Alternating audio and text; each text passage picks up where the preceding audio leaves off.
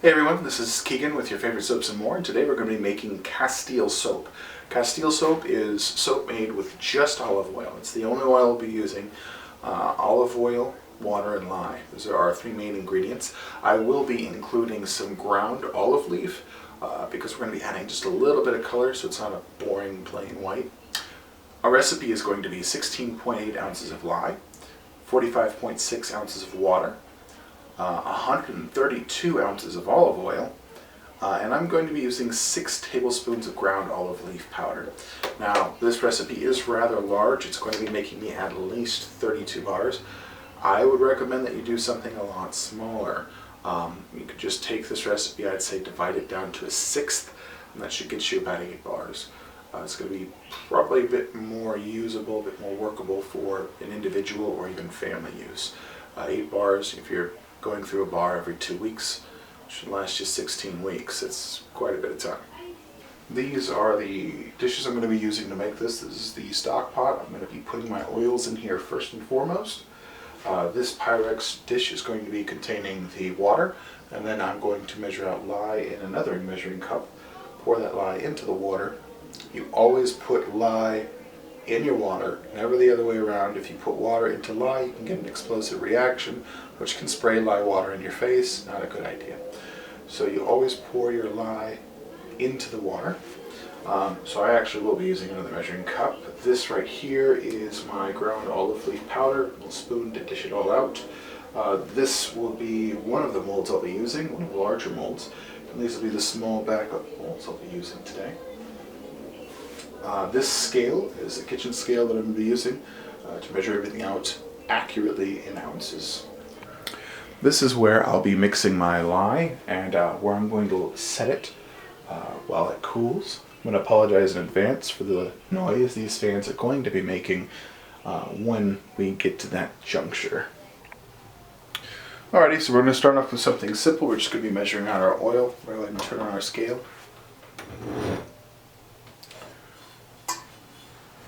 I'm going to set a pot on the scale. It's going to read the weight of the pot, so we're going to hit tare. Tare will basically ignore the weight of the pot. It's basically minusing or subtracting, I guess would be more accurate to say, the weight of the scale from the top here. So I'm actually going to be using pretty much this entire container for this, so yeah, repeat back what I said earlier. This probably is too much for individual use. I wouldn't even bother to follow this size of recipe. For you, again, I'd probably go with a smaller recipe. In fact, I'll link a smaller version of the recipe in the bottom bar. Same basic principles, just less.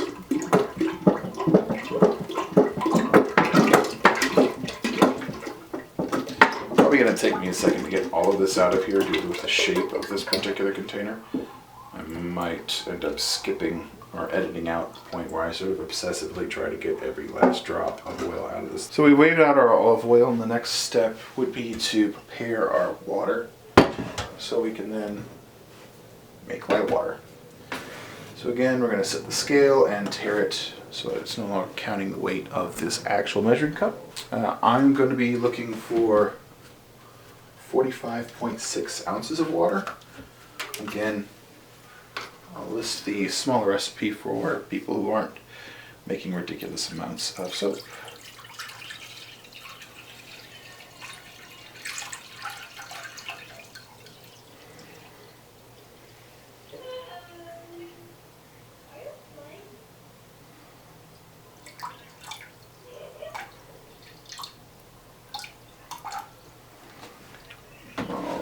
Alrighty, now comes the more potentially concerning and relatively, pretty important part.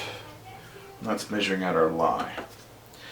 Now, it's not crazy to be off by a small amount, by a smidge, like 0.1 ounces on your oils or your water.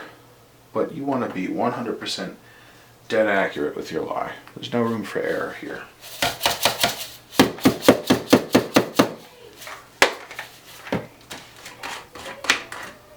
We're looking for 16.8 ounces of lye. And working with lye beads like this can be a little difficult as they tend to get all staticky. and they like to clump up in the bottles.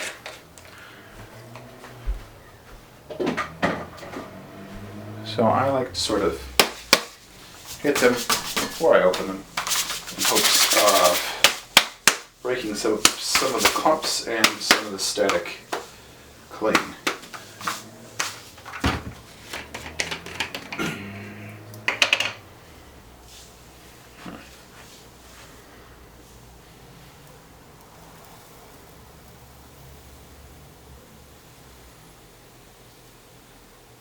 I don't think you can actually see the numbers on the scale, but I'm following them pretty closely. We've got a good way to go before we reach 16. Okay, getting closer. 14, 15, 16.2, 0.3, 0.4, 7. Oh, fudge. Alright, only a little over. What I'm going to do is I'm going to take a little spoon here. 0.8, okay. And then I'm not going to use this spoon anymore for my olive leaf. I'm going to clean this one and get a new spoon for the powdered olive leaf. Alrighty guys, so I apologize for the noise of the fan and also how my voice is rather muffled. But that's just kind of the way it's got to be. So right now this is room temperature, about 85 degrees.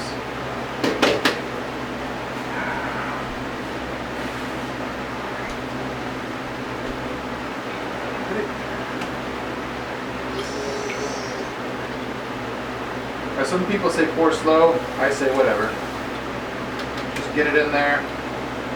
Never been an issue for me.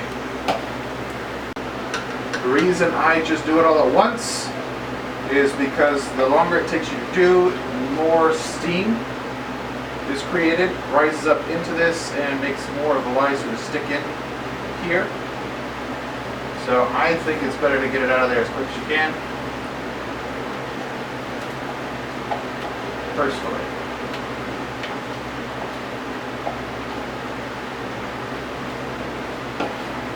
And again, at this point in time, this reaction is going to be creating steam as well as potentially toxic fumes. So you do want to be wearing eye protection and breathing protection. You can see now it's perfectly clear and it's ready to go. It's cooled down to about 120 degrees. It had immediately heated up to 175. If you remember, it was at 85 degrees room temperature, so that's jumped 90 degrees within 2 seconds. That's why it's very important to be using Pyrex or something that can handle that kind of heat change. We're going to go ahead and bring it over and mix it with our oil. I'm just going to dump it right in. Some people stir beforehand, but I've got one set of hands and I want to get as much of this out of here as possible and into there. So we're just going to stir it a little bit first. You can already see that it's changed color and it's gotten a little bit thicker. Not dramatically, but there is a difference. And stir. Huge change in the color. We're basically just mixing it here.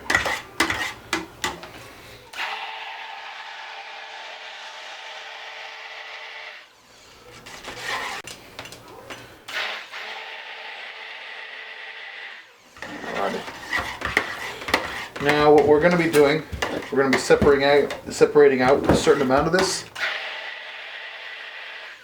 We're going to be mixing that amount that we separate with some powdered olive leaf for color. And then we're going to swirl it.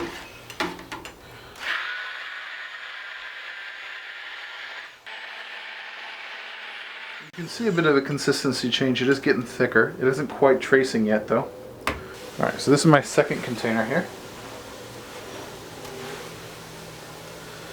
And go ahead and pour some of this into there.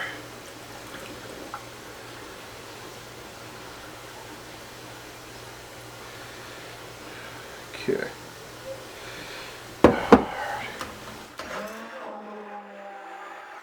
I think that's a little high. Let's dump out some of it in the other guy. We're going to be mixing in some color and some. Oh, got a little bit on the side there. I'll clean that up later. Okay.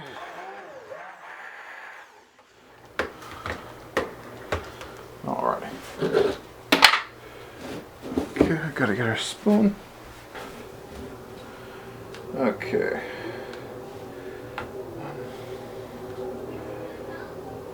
Two. Maybe that new bear's another. No, it's the same. It's the same Castile. So we're gonna put about 4 tablespoons of this stuff into here. This doesn't have any like added health benefits. It's just, you know, for color. That's what we're looking for. We're just looking for a darker color.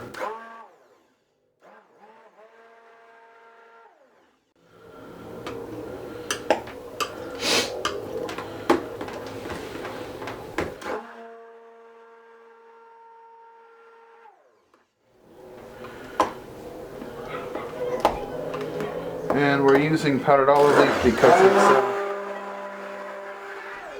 it's part of the olive plant, so why not? I think actually I'm going to use a little more, make a darker contrast here. I think that'll do it. And I think it should be plenty.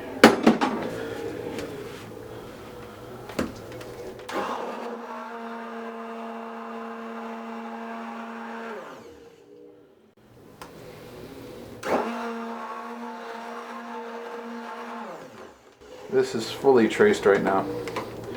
You can see that when I turn, there's still a line there. This is fully clumped up. I'm not gonna mix this anymore. We're good there. Come back to my original. And I don't know if you can see it there, but this is traced as well. That's definitely at a thicker trace, this guy, which is a good thing. I actually want it to be a little thicker. I'm not going to need this anymore. So just take that off. Put that in our cleaning dish. Alrighty. So now what we're going to do is we're going to take this guy and a spatula. Where'd I put that spatula? It's so easy for me to lose stuff, it seems. And we're just going to pour some right in.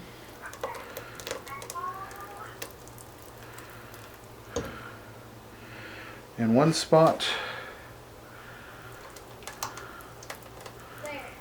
2 spots,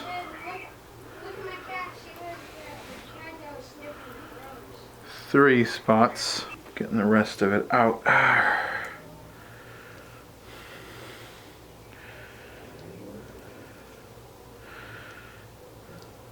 Cool. And then we're going to set up our main molds. And then we're just going to pour directly in. Let's see here.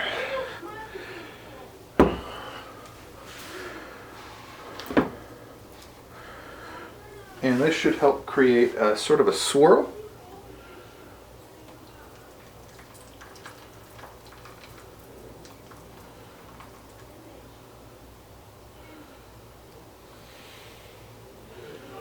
Kind of a natural swirling pattern in the soap when it gets cut out of the molds. I'll try to add that portion to this same video too.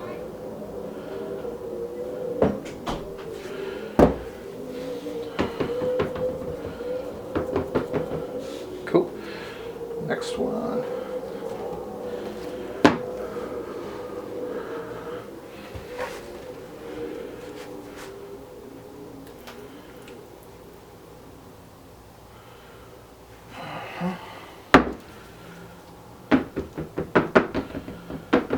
Try to work quickly so we don't have to worry about any issues with it seizing or completely hardening on us.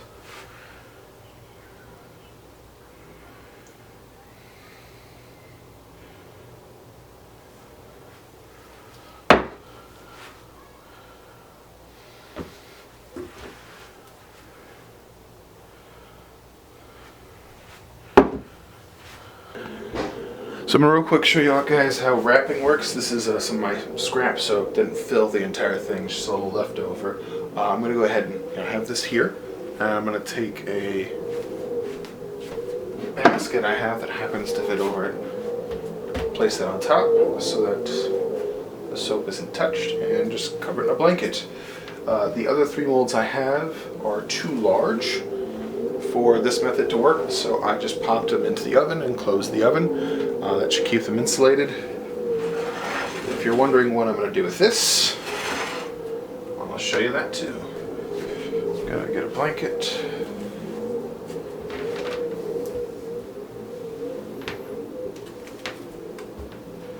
Let's set this on the blanket.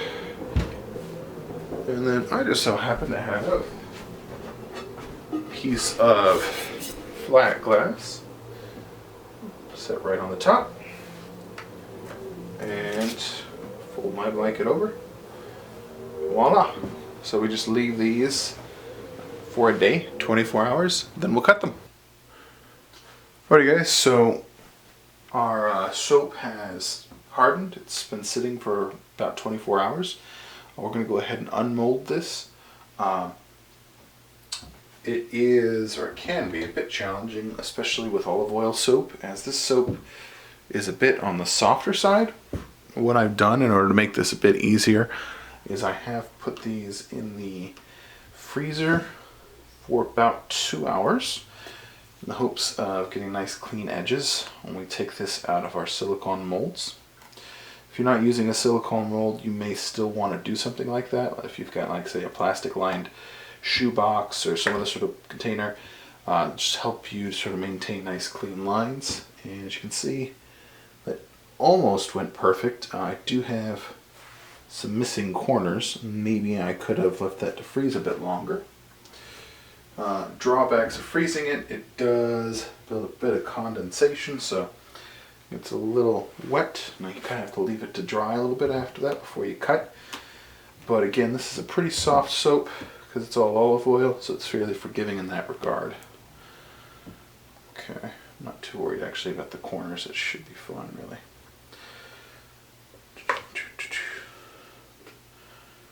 Okay, out. Got lost a little bit of soap right there along the edge, but again, should not be a real problem. And I position them on top of the molds so I get some air to kind of circulate around them. I like to let the loaves sit for a good bit before I actually cut them.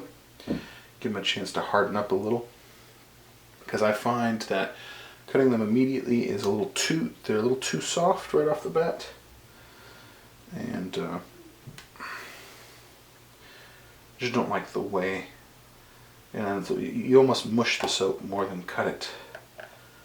Not a good idea. Okay. Again, probably could have been left to freeze a little bit longer, but it's nothing crazy. And you can see this is actually nice and smooth, and you can see the this is the ground olive leaf that we put in there, and you can see it's kind of unevenly swirled throughout. It's going to make some nice and interesting patterns when we end up cutting our soap open. Now, the soap tends to really like to stick in there, so this first one, hopefully it comes out nice. If it doesn't, if it's still too soft, I might have to throw this back in the freezer. Let's see here. Oh, actually, oh, that popped out perfect. Awesome. Okay, cool. So this should work out pretty nicely. I'm going to lay down some wax paper so I can get the rest of these out. These, if you leave them on the shelf kind of wet, then they'll sort of stick to the shelf. Makes it harder to move them around, understandably. Just pop these bad boys open. And these, of course, are done. They don't need to be cut. They're, you know, that's the soap. No cutting needed. And that's that pretty much. Once these are ready for cutting, I'll go ahead and resume the video and show you how to cut. It's a pretty easy process, but it doesn't hurt to show. I do have a cutting guide, which is not necessary, but very helpful to have. But I mean, if you've got a steady hand, then you probably don't really need it. I do not have very steady hands. Alrighty, so some time has passed, and these are not quite as soft as they were, we're going to go ahead and give a shot to cutting. Now we're going to be using this little curly cutter to give it a unique shape. Could use a flat one. These are pastry cutters. They're not sharp. They're not exactly dangerous. And then I've got a little guide here that's set to cut out a 1-inch bar. What I'm going to do, let's see here. You can see very... Might have to get in a little closer so you can actually see. Alrighty, so now we're a little closer. So first things first, I'm going to cut the end off.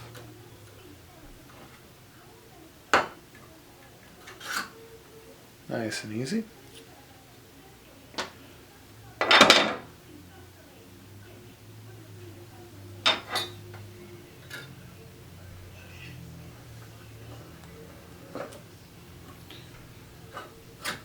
Soap is still pretty soft, so don't really have to put a lot of pressure in to make this happen. And you can see the first little bits of our random swirly pattern going on there.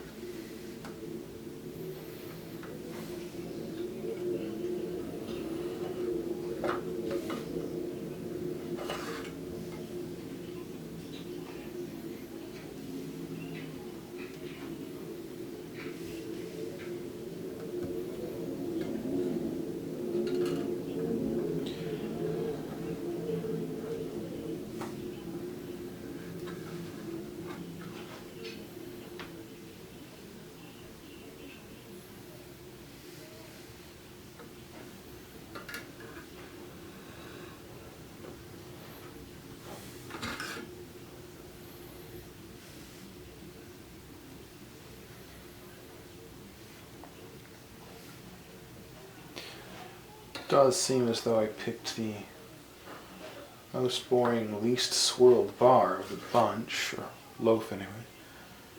The patterns on this not really coming out very well.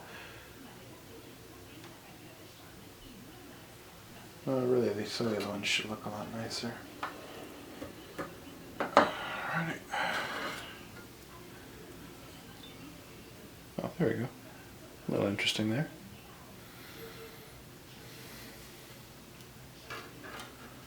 That would be the, I suppose, the drawback of this particular method or swirling, is that you can get it kind of random, which can mean, see, that's nice right there. Which does mean you might end up with flat out blank spots.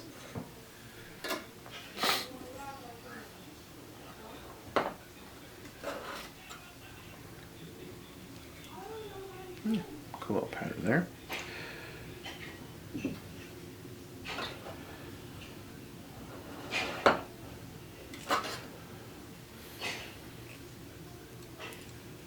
Oh, that's very cool.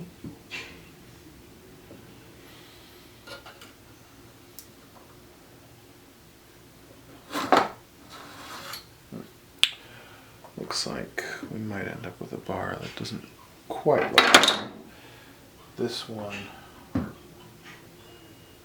Probably end up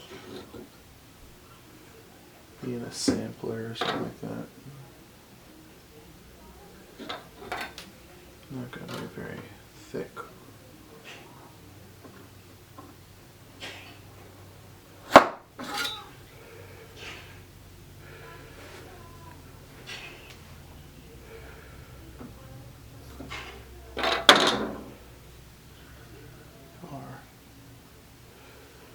Yeah.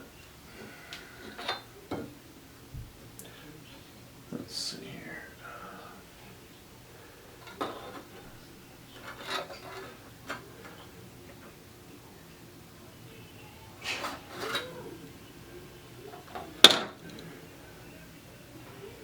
Yeah, we'll probably just make that a giveaway bar. And then I save our soap scraps for an eventual rebatch to make some rebatch bars. Then what I'm going to do with these, I'm going to go ahead and set these up on my shelf over here. I'll show you how. Once I have all the bars set up, I'll give you a shot of everything so you can see how I set them up to dry.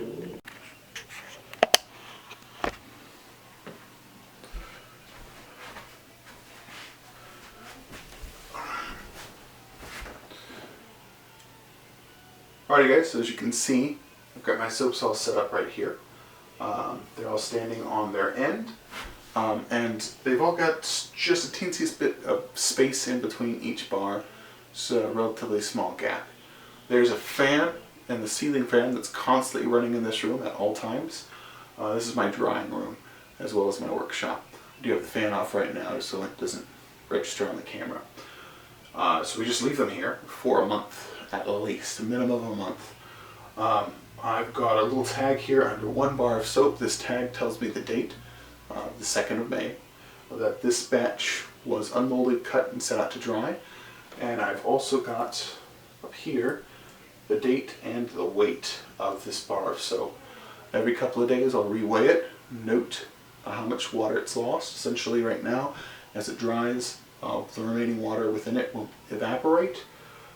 Once it stops losing weight, that's when I know it's done.